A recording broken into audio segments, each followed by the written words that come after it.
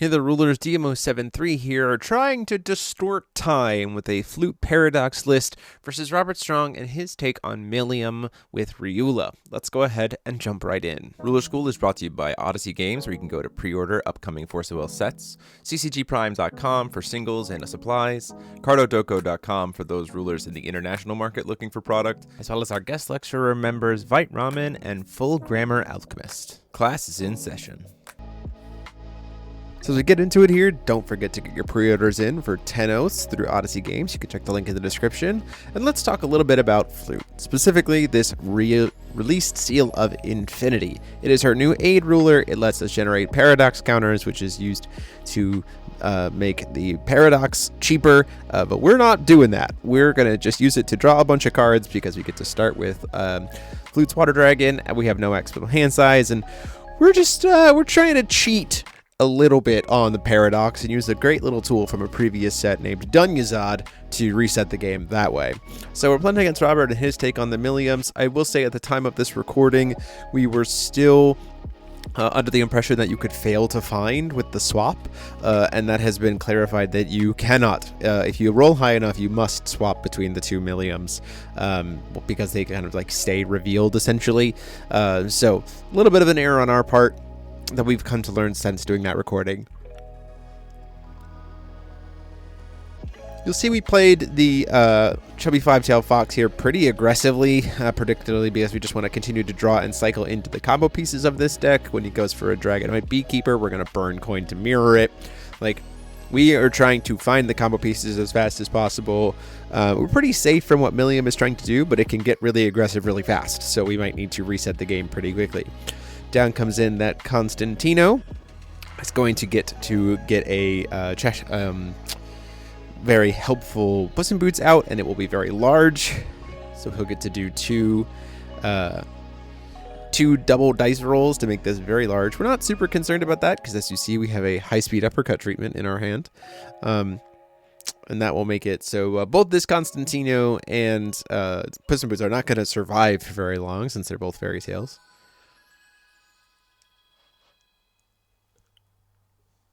Because again, it's all in the interest of just giving ourselves as much time to draw as many cards as possible. Like, that's the whole game plan of the Paradox deck.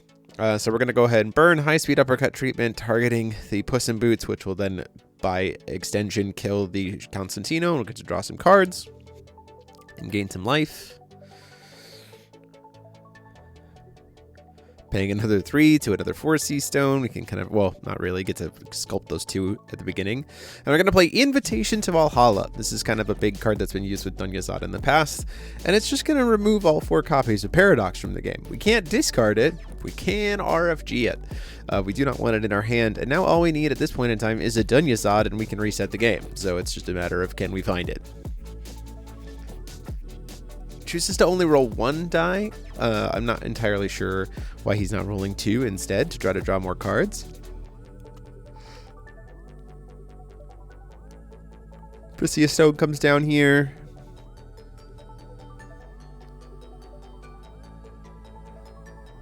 I'm fully tapped out at this point, so I'm not really going to be able to respond other than things like high-speed uppercut, but he goes for a Ray Asnable, and we say, you know what, that's fine. We do not mind. We don't really care about enter effects.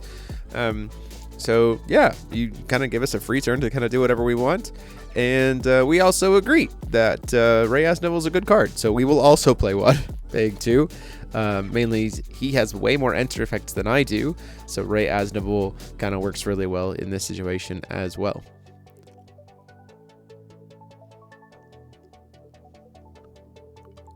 Haven't found the Dunyazad yet, so we're still trying to find that. The enter effect would stop us from being able to have the gain an extra turn, I suppose, from the Paradox, but we're not needing to take an extra turn. We're just trying to win the game. Robert going in here for a Rumsfeld. Rumsfeld just going to be a 4/4, but a good way to give his board a Eternal and Barrier. If he swings with the Rumsfeld or with the Asnable, we're just going to block it with Chubby Five-Tailed Fox. There is no need for us to take any damage here.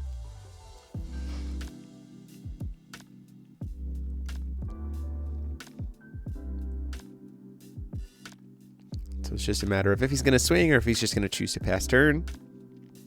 Leave up some will, leave up some blockers. Does decide to just pass. We're going to draw a couple extra cards. We're building their paradox counters off to the side. Draw another card just to see if we can find it. We're going to go ahead for another invitation to Valhalla. The purpose of this one is to deck thin. We want to get cards that do not matter out of the way. So we're going to grab more copies of Invitation to Valhalla to continue to thin the deck. And some other cards that we don't think are very important at this point in time. A Magic Stone Research Institute and a Gone. Just excess cards. Things that don't really matter because we just want to be able to draw into Denius as fast as possible. And then we'll say pass the turn there. Tries to flash in a Beekeeper. We're going to stop that with a Fairer Spell. I tried to put in the wrong card. Fairer Spell to stop it.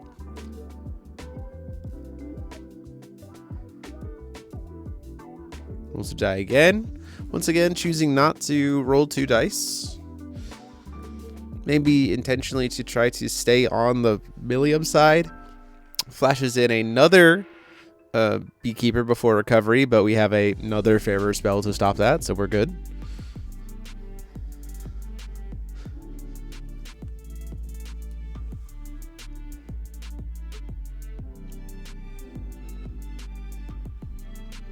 So feeling pretty good about our position here, pretty defensive. We're not really going to worry about taking any kind of damage here. We're stopping him from having any enter effects. Goes for a charge of the Fairy Tale King, and we say that's fine. You can get any fairy tales you want. You get a Constantino, it won't trigger, but it'll make all your other things trigger. So when you get rid of this Rayastable, so I'm like, oh, that's fine. Constantino's okay. It does mean that if I block with stuff, you know, or if I hit a high enough seal, that the Flute's Water Dragon won't be able to recover because it'll have more attack than the Constantino. And right now, Robert's in a good position to be able to protect it because of the Rumsfeld. And passes the turn. Call Stone. And at this point in time, we do hit the Dunyazad. So we are going to be able to start going into our line. It's just a matter of where we want to go from here. So there's Dunyazad. She doesn't get an enter effect, and now we just need to wait and pass the turn. She doesn't come into play tapped because she has only 0 attack, so she has less than Constantino, so she's safe that way. And so now what we're going to do before draw on Robert's turn, we're going to let him force, and then before draw, we're going to use Dunyazad's ability targeting the Paradox from the RFG. Because there are all 4 copies of Paradox and there's no Alabaster in Robert's hand here, he's got a Birth of the Twin Princes, it looks like. This is just going to get to enter the game. And then because we are still in a position where it doesn't have Summoning Sickness or anything, and we've still got a grip of cards, we're going to maybe wait for an opportune moment to perform the God Art. See if we can get him to spend his will first. Because if it doesn't resolve, then we're not in the greatest shape here.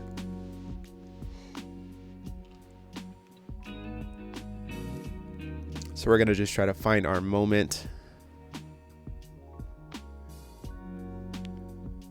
Uses Rumsfeld effects. Try to give his board Eternal. And so we say, you know what? In response to that, we're going to try to do Paradox God's Art here and see if we can make that resolve. So if this resolves, we get to reset the game, which will be a little bit crazy. So Robert's thinking about if he wants to maybe burn some more will. He could burn to try to... if he's playing Lorites at this point in time, he has no blue, so Mirror won't work. He could burn the Birth of the Twin Princes to look at the top 2 and see if one of them is like a Lorite to try to flash that in. If he's not playing Lorite, though, there's really not much he's going to be able to do. So ultimately... he says, yeah, that's fine. We can stop it. So let's fast forward time a little bit here as we are resetting the game. So the way this works is the game resets back to essentially the beginning of the game. So I was going second, so I get the coin. He's going first. He's playing there. We reset decks and hands back to the beginning. We redo mulligans, all of that stuff. You reset literally everything. The only difference is now instead of starting with just the dragon in field, I also start with World Creating Paradox. So the deck is just starting with 3 will on my opponent's turn 1. And so now we're caught up. We're back at the beginning of the game. And we're going to probably try to do the kind of lethal quote-unquote line of really punishing the decks by, you'll see here in just a moment as the sequence finishes.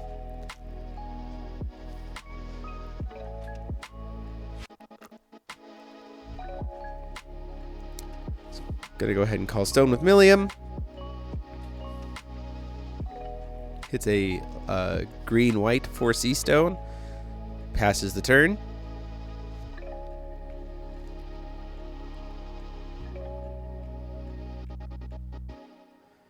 And then in response to the in his end phase, we're going to try to use World Judgment at quick cast speed. He goes ahead and throws down a Cursed Mirror, but because we haven't used an activate ability or played a card, we can still use Cursed Mirror's free mode, which means we get now our World Creating Paradox is unsealed, meaning that Robert's hand size is 0. So we just essentially get to be a free position. We can call someone with Flute's Water Dragon and then play a Ray Asnable there. And at that point in time, Robert says, no, that's game. That's you have it for sure. So that's kind of a good line of how the deck tries to win. It just tries to make an incredibly gross board on the beginning of the new game 1 because you have so much will and force your opponent to 0 cards. So Flute pulling off its quote unquote alt win condition, and we go into game 2.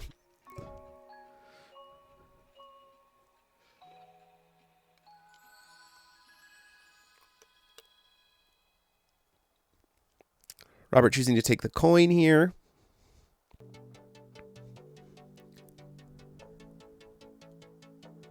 Just going to mulligan 2 back. Call stone and pass. Robert's going to swap here.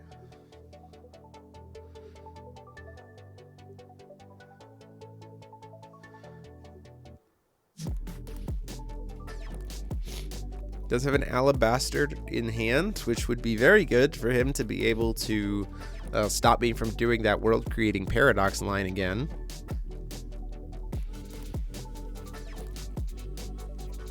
Since I wouldn't be able to cheat anything in with Denius, it would be a pretty solid card. Could also be used in response to Denius, right? The inherent weakness as opposed to Spirit of the Mirage Ruins is that alabaster just removes it. So it means that even though I would, attempt to put the paradox into play, I just put it right back in the RFG to use again later if I can get the alabaster off board. So we are going to hard full cast alabaster here, making it a little bit stronger and getting a free Dawn of the Earth to the hand.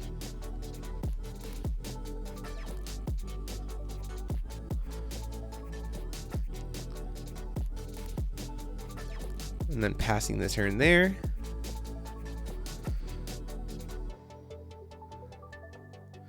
Looking at the hand here, we are still just going to play the Denius because it is an eternal blocker. So if he does decide to try to get aggressive, we at least have something to protect ourselves.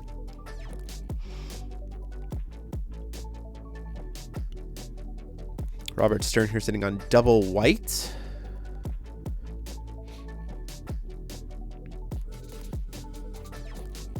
Let's see what we have here. Goes with a Phantasmal March Hare and is going to put my Flute's Water Dragon on the bottom of the deck, which is really, really good for taking this game's value, this deck's value. So I can't banish it. It can't be destroyed. It can be removed from the game. It can be stat negged.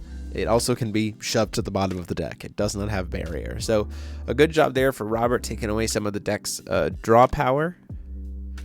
We're going to go ahead and pay 200 and say, listen, we're going to have to go full costed. We're going to have to go aggro a different way. Let's get our stones kind of moving. We've got a Gone. We'll set up for Gone to be able to be a 2,000 next turn because we'll have 5 different stones of 5 different names, or 5 different named stones with stone types.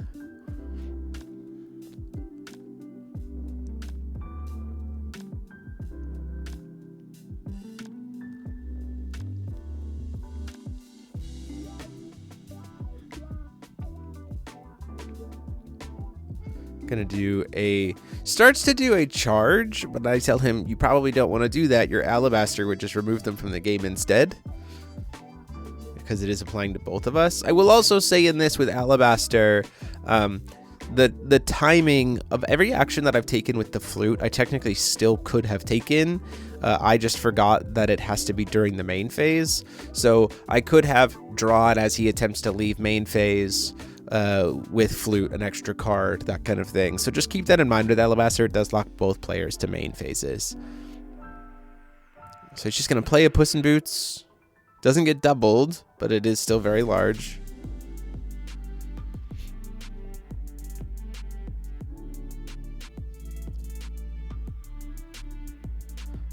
Do have to try to deal with this board state though and make it so the Gone can really start putting pressure down here.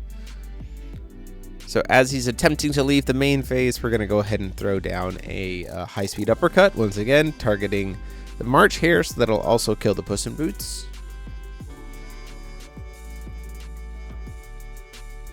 He's going to do a Birth of the Twin Princes in response, and we are going to go ahead and throw down the Mirror to stop that. So it gets them both out of the way.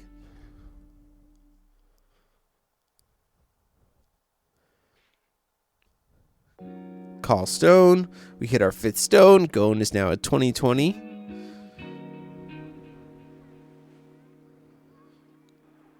We're going to play a Magic Stone Research Institute. We're going to have to cycle a stone here. A little bit of potential concern. We're going to float green, hit another stone. We do see another 5th stone that I do have to pay 300, otherwise it comes into play tapped. And then use Pearl. We're going to go ahead and throw down another Magic Stone Research Institute. We're going to cycle another stone with the stone type, try to hit hopefully a 5th unique stone, which we did. We hit a Deep Woods. So now our Gone is a 40-40 with Pierce. So we swing in 40-40 with Pierce.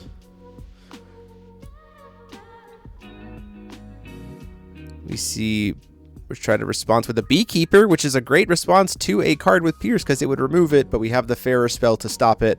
And so then for Robert's like, no, that's it. I'm going to concede. And we have the match finished up. So there you guys have it. That is how Paradox Flute works. Thanks so much. We'll have the deck profile up later. And until next time, this is GMO73 saying class dismissed.